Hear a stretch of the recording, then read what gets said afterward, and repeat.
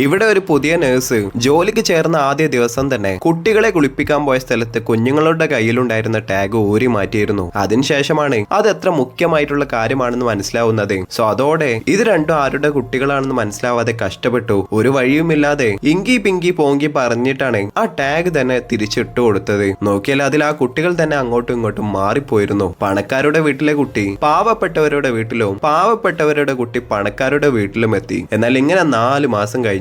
അപ്പോഴാണ് ഒരു ദിവസം ആശുപത്രിയിൽ നിന്ന് ഫോൺ വരുന്നത്. അത് കഴിഞ്ഞ് അവിടെ പോയതിനു ശേഷമാണ് കുട്ടികൾ തമ്മിൽ മാറിപ്പോയി എന്ന കാര്യം തന്നെ അറിയുന്നത്. എന്നാൽ ഈ കുട്ടികളുടെ 2 അമ്മമാരും കുട്ടികളെ തമ്മിൽ വീണ്ടും മാറ്റാൻ തീരെ താല്പര്യമില്ലാതെയാണ് മാറ്റിയത്. എന്നാൽ അവർക്ക് ജനിച്ച കുട്ടികളെയും കൊണ്ട് വീട്ടിലേക്ക് പോയി നോക്കിയാൽ പാവപ്പെട്ടവരുടെ വീട്ടിലെ കുട്ടി മുലപ്പാൽ കിട്ടാതെയും പണക്കാരുടെ വീട്ടിൽ വളർന്ന കുട്ടി പ്രോട്ടീൻ പൗഡർ കിട്ടാതെയും കരയാൻ തുടങ്ങി. അതേപോലെ ഇവര് 2 പേരും 4 മാസമായിട്ട് വളർത്തിയ ആ കുട്ടികളെ കാണാതിരിക്കാൻ പറ്റുന്നില്ല. ഇതേ കാരണം പറഞ്ഞു തന്നെ അവർ വീണ്ടും മീറ്റ് ചെയ്തു. അപ്പോഴാണ് ഇതിനൊരു സൊല്യൂഷൻ തന്നെ കണ്ടുപിടിക്കുന്നത്. അതിനായിട്ട് അവർ റോക്ക് പേപ്പർ സീസർ കളിച്ചു നോക്കിയാൽ അതിൽ ആ പണക്കാരുടെ വീട്ടിലെ ലേഡിയാണ് ജയിച്ചത്. സോ അവളുടെ വീട്ടിലേക്ക് തന്നെ ഈ പാവപ്പെട്ട വീട്ടിലെ പെണ്ണിനെയും കുട്ടിയെയും കൂട്ടിക്കൊണ്ടുവന്നു അവരുടെ കൺമുമ്പിൽ വെച്ച് തന്നെ വളർത്താൻ തുടങ്ങി.